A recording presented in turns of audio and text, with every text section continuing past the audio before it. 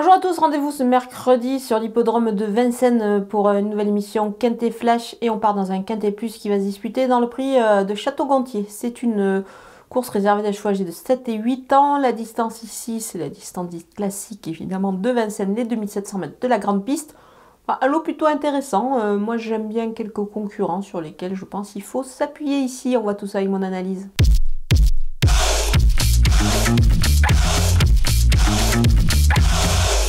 On attaque avec nos bases et le numéro 11, Hermès Express. Pour sa première apparition à Vincennes, il est confié à Eric Raffin ici. Ça devrait plutôt bien se passer à mon avis. Et surtout, il dispose d'une chance régulière à mon avis.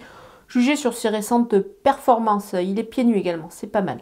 Le numéro 15, Excellente, porte bien son nom. Je pense qu'elle va réaliser une très belle valeur, une excellente valeur ici. Je ne vais pas la condamner sur son récent échec. Ou bien au contraire, il faut la reprendre. Elle vaut bien mieux que ça. L'engagement est extra ici. Le numéro 7, Histoire Mika, elle trouve vraiment des conditions plutôt favorables également dans cette épreuve. Elle a une ligne justement avec Excellente, donc il faut évidemment la suivre en confiance. Ça fait pas mal de points positifs pour elle.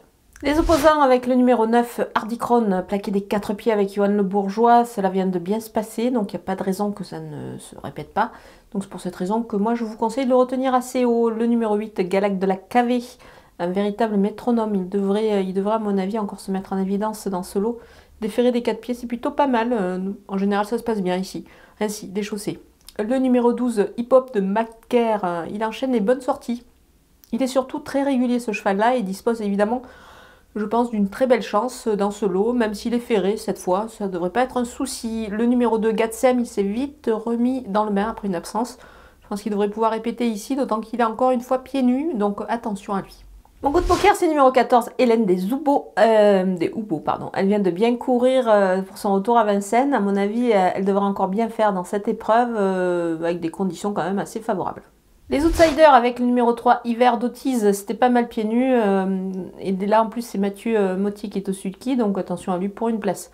Le numéro 13, Enzo des Moutiers, c'est un sujet qui a pas mal de tenue. Il a surtout couru en province, certes, mais attention, pourquoi pas ici pour une place. Le numéro 4, Amador Burois, ses 2 dernières sorties à Vincennes, c'était plutôt bien. Mais dans ce lot, on verra plus pour une place quand même. Il me semble un petit peu barré par certains concurrents. Le numéro 10, Helios Bonbon, il a juste contre lui que Vincennes ne lui a guère réussi ces derniers temps. Mais attention, il est pieds nus, Mathieu Abrivard au sulky. Donc attention, pourquoi pas, en fin de combinaison. Le numéro 1, Grand Pagello, il est à surveiller, mais plus peut-être en bout de piste évidemment. Il a moins de références que certains de ses rivaux au départ. On termine avec les délaissés et le numéro 5, Houston de Joude. Il semble un petit peu barré et doit rassurer également. C'est pour cette raison que je l'écarte. Le numéro 6, Great Skills. Il peut encore manquer d'une course après une tentative de rentrée. Le numéro 16, Gabi des Moyeux. Il aura encore besoin de ce parcours malgré la qualité de l'engagement.